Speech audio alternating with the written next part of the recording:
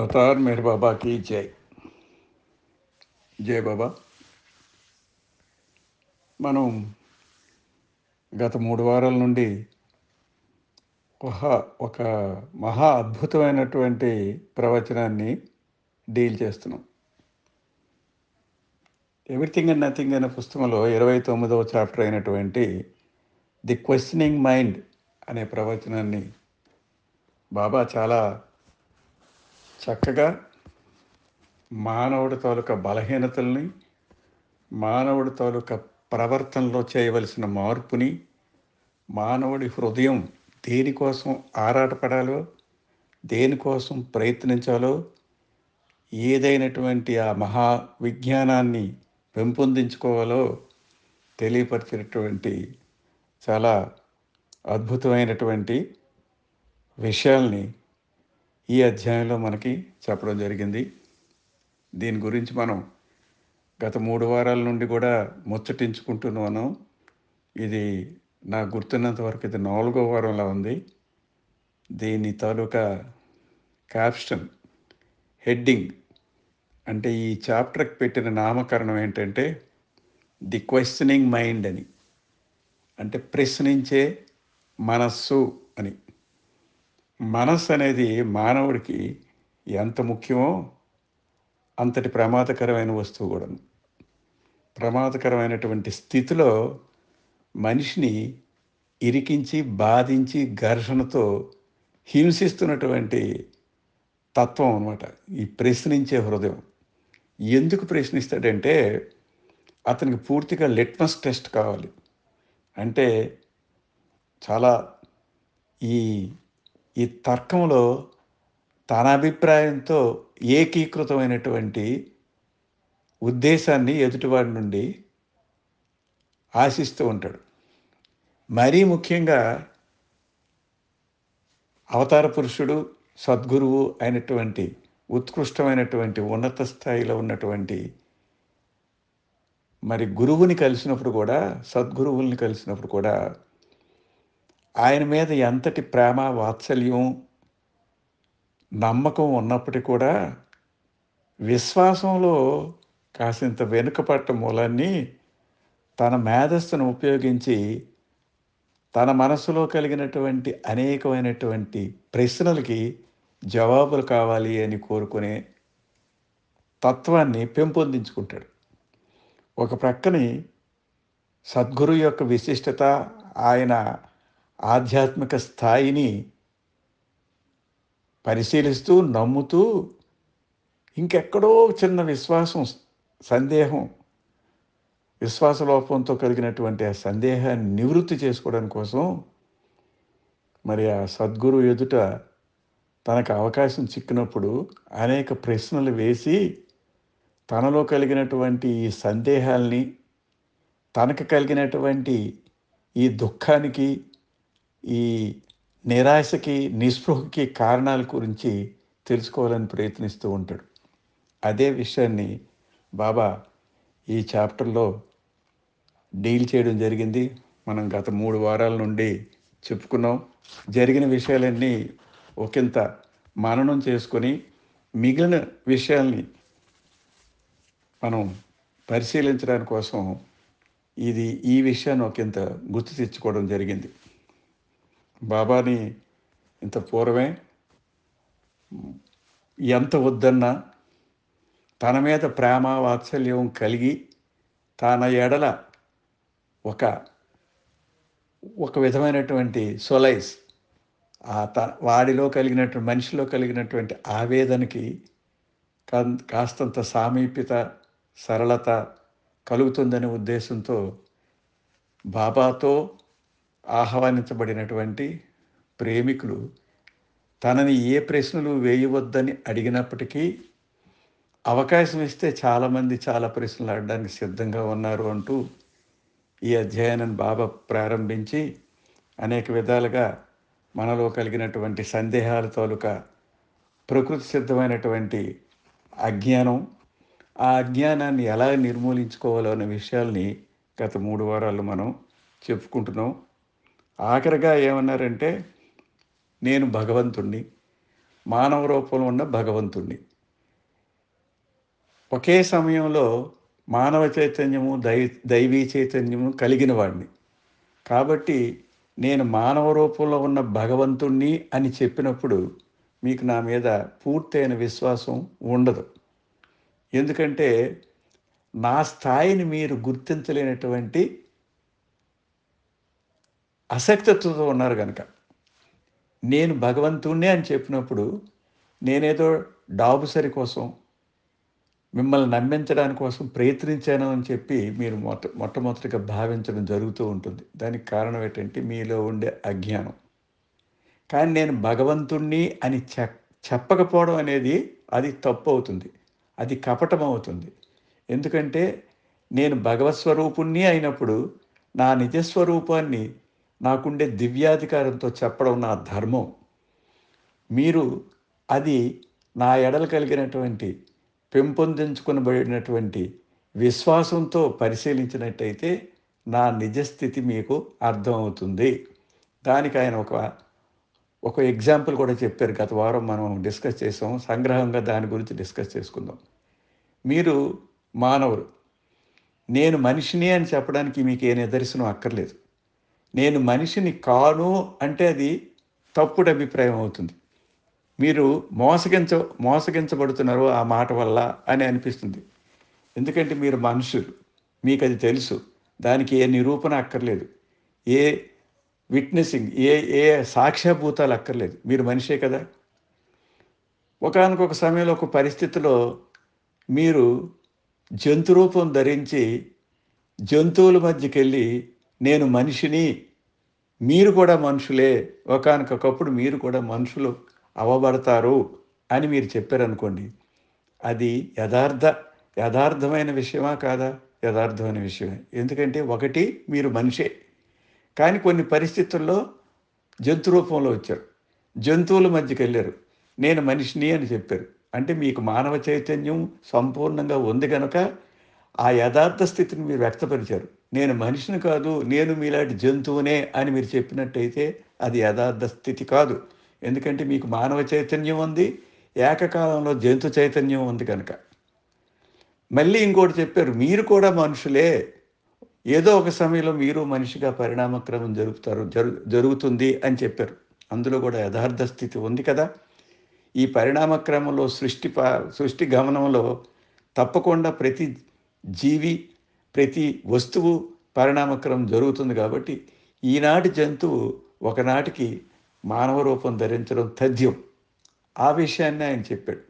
అదేవిధంగా నేను కొన్ని కారణాలతో మానవ ప్రవృత్తిని, మానవ స్థితిని మార్చడానికి కోసం, వారికి దైవీ స్థితి, దైవోన్ముఖులను చేయడం కోసం నేను అవతరించాను.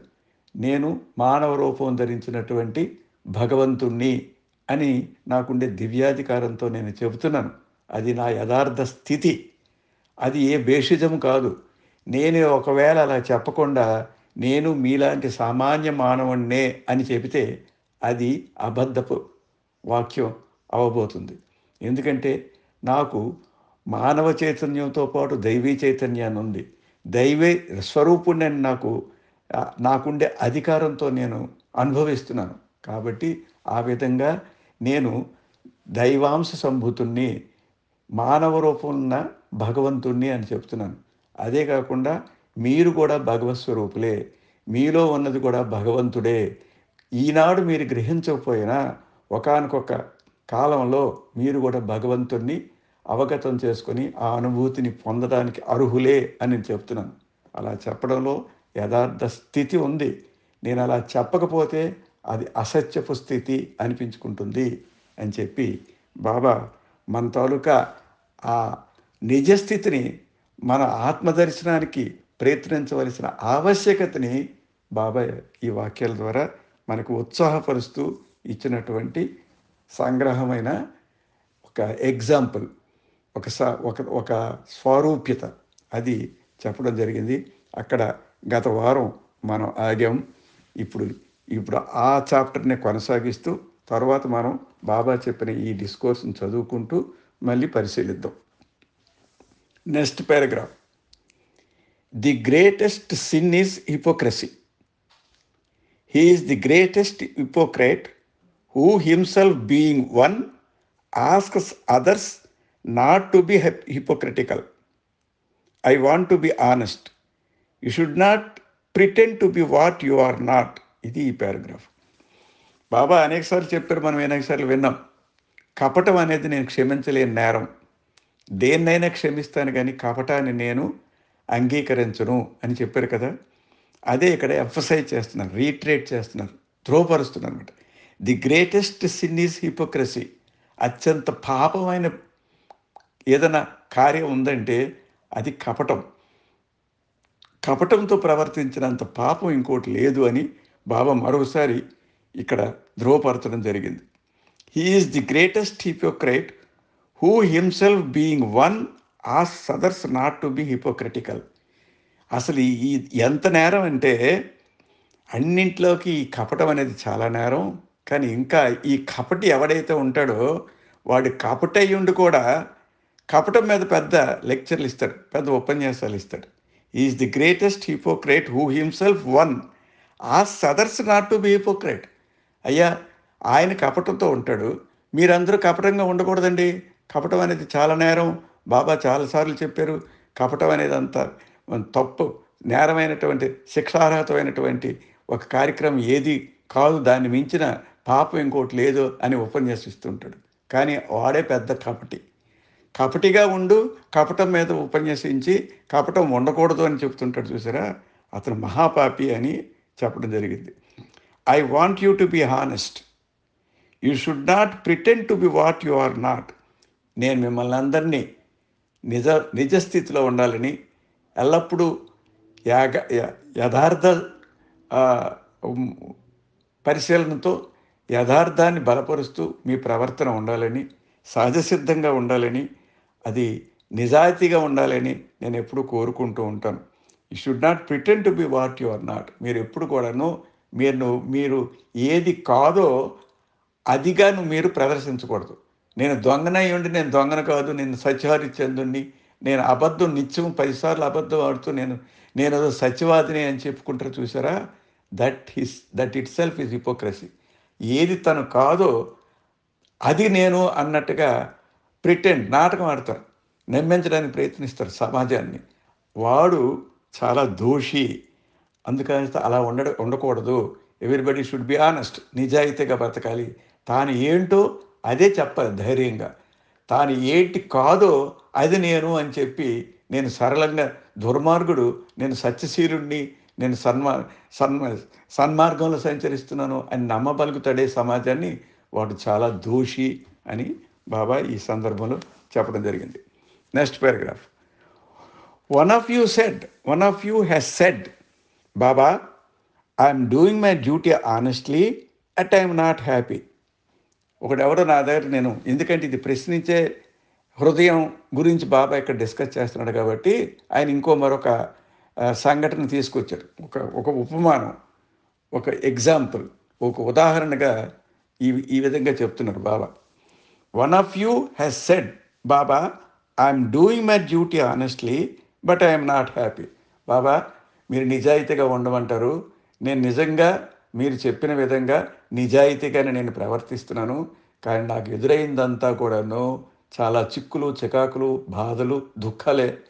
కాబట్టి నేను ఆనెస్ట్గా ఎలా ఉండగలను అని అంటున్నాడు. ఈ సమాజంలో మీరు చక్కగా నిజాయితీగా ఉండమన్నారు.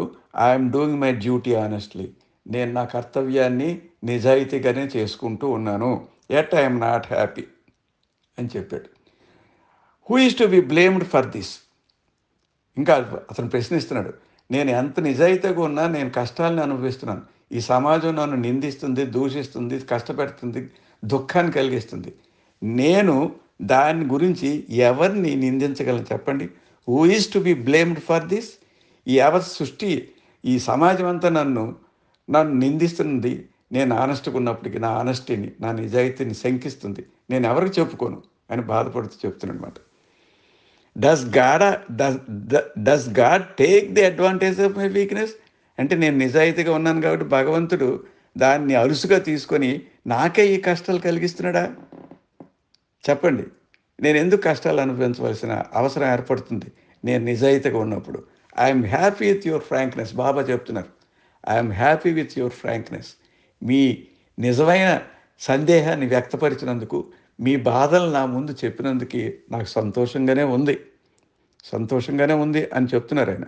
I'm happy with your frankness, but you had you have at to come to the honesty which will show you that you cannot blame anyone for your condition.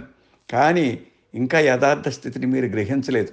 మీలో ధైర్యంగా మీలో కలిగిన సందేహాన్ని చెప్పినందుకు నేను ఆనందిస్తున్నాను. కానీ ఇంకా కూడా మీరు నిజాయితీగా మీ ప్రవర్తన, మీ తాలూకు జీవితాన్ని గడపలేదని మాత్రం నాకు భావించినట్టుగా మీకు చెప్పడానికి నాకు ఏమాత్రం సందేహం లేదు. But you had to come to the honesty. ఇంకా నిజాయితీగా మీరు బతకాలి. ఏంటట? Which will show you that you cannot blame any one of your condition. మీరు ఇలా కష్టపడుతున్నాను అంటున్నారే, ఈ సంఘం, ఈ సొసైటీ, ఈ సమాజం నన్ను బాధ పెడుతుందని అంటున్నారే, ఆ బాధ పెట్టినందుకు నేను ఎవరికి నిందించాలి అని అంటున్నారు చూసారా? మీరు పూర్తి అయినటువంటి నిజాయితీ స్థితికి రాలేదన్నమాట. ఎందుకు రాలేదు? మీరు ఇప్పటికి కూడా సమాజం మీకు బాధిస్తుందని, సమాజం మీకు నిందిస్తుందని, దాని మూలాన్ని మీకు కష్టాలు కలుగుతున్నాయని మీరు భావిస్తున్నారు. అంటే అది నిజమైన భావన కాదు. నిజాయితీలో పరాకాష్ఠకి మీకు చేరలేదు. నిజాయితీని మీరు ఇంకా పూర్తిగా అంగీకరించలేకపోతున్నారు అని చెప్పడంలో బాబా ఈ వాక్యం ఇలా చెప్పారు. I'm happy with your frankness, but you had to come to that honesty which will show you that you cannot blame anyone for your condition.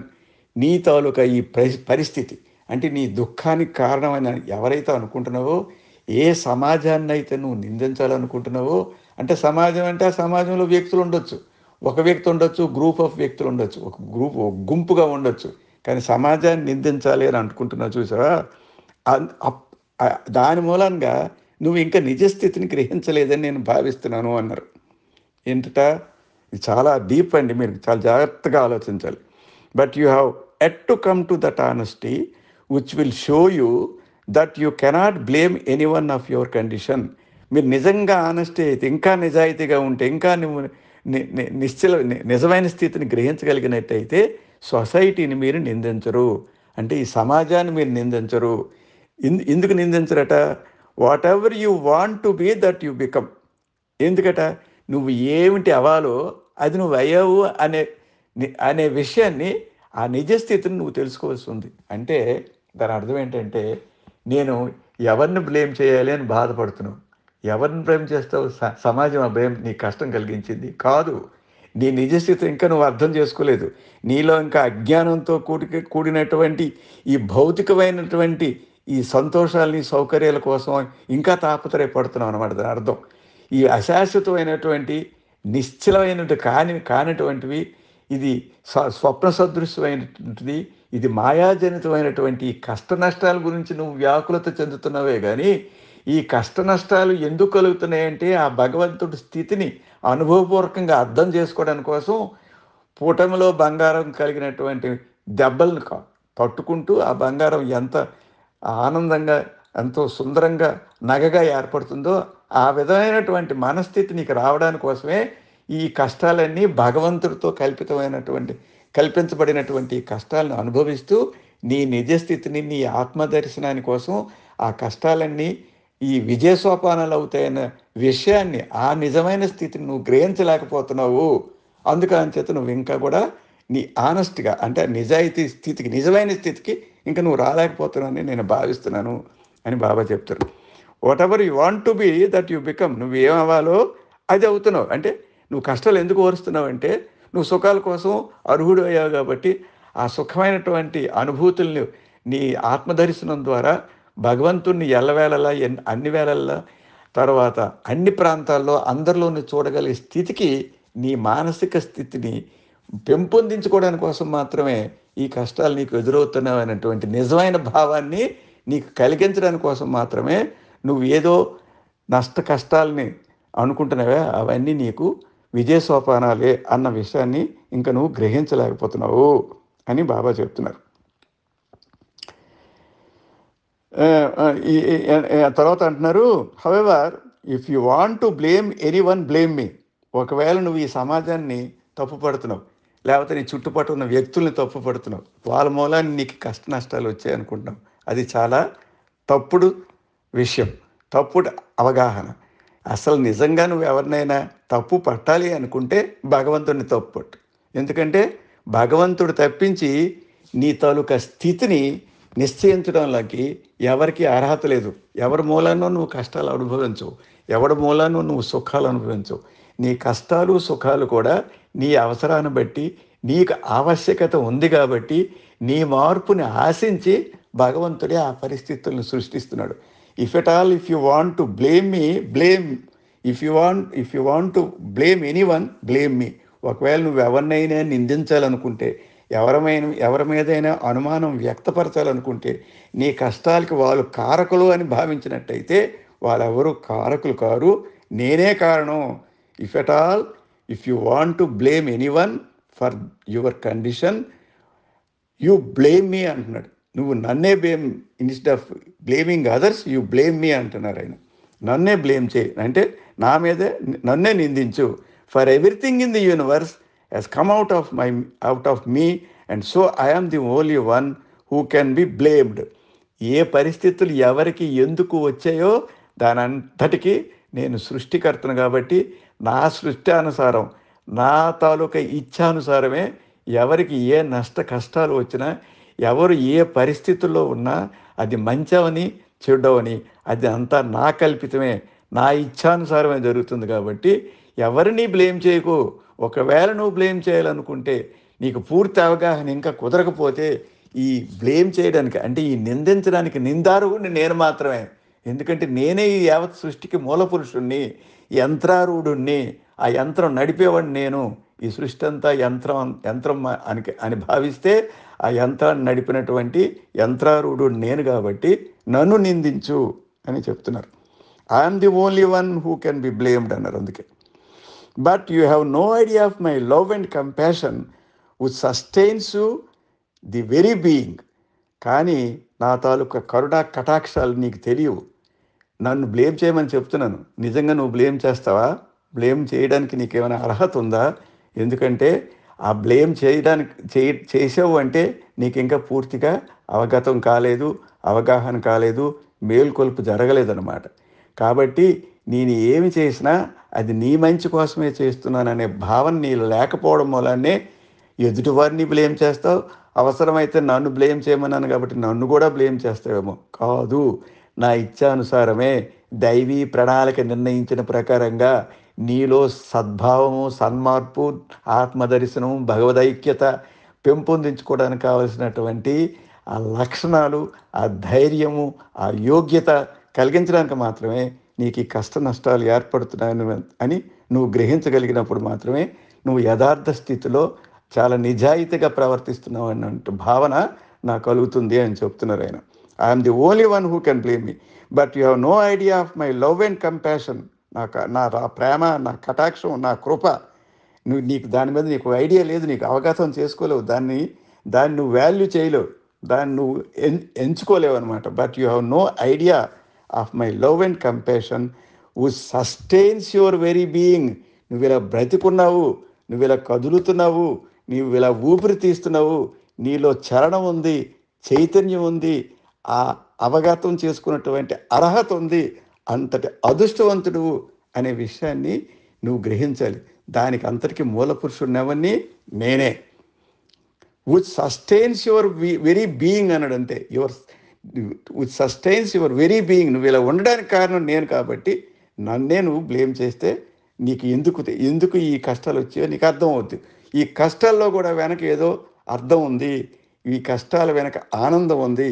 ఈ కష్టం నా ఆనందంతో పోల్చి చూస్తే ఈషన్ మాత్రం అనే సత్యాన్ని నువ్వు గ్రహించగలవు అని చెప్పి బాబా నొక్కి వక్కానించాడు అనమాట.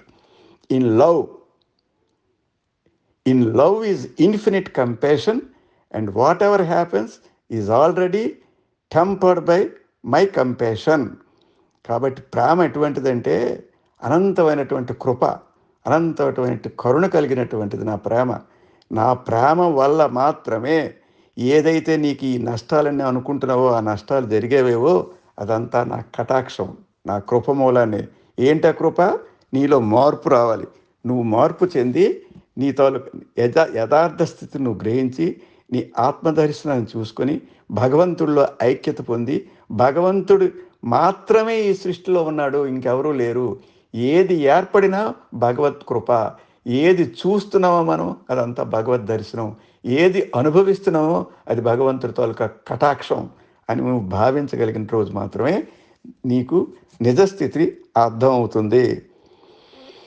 In love is infinite compassion. ప్రేమలో ఏంటంటే అనంతమైనటువంటి కృప, కటాక్షం ఉంటుందన్నమాట. What ever happens is already tempered by compassion. నీకు ఏంటేంటి జరుగుతున్నాయో అదంతా భగవంతుడి కృప మూలాన్నే. నువ్వు కష్టం అనుకుంటున్నావు, కష్టం కాదు. నువ్వు దుఃఖం అనుకుంటున్నావు, దుఃఖం కాదు. అది ఆయన కృపా కటాక్షం మాత్రమే నువ్వు భావించాల్సిన అవసరం ఎంతైనా ఉంది. You cannot understand this unless you go beyond the reach of mind. నువ్వు ఇది యథార్థ స్థితి అని నేను ఎన్నిసార్లు చెప్పినా నువ్వు దాన్ని అర్థం చేసుకోలేవు. ఎందుకంటే నువ్వు మనసుకు బానిసై ఇంకా మనసుతో మాత్రం ఆలోచిస్తున్నావు.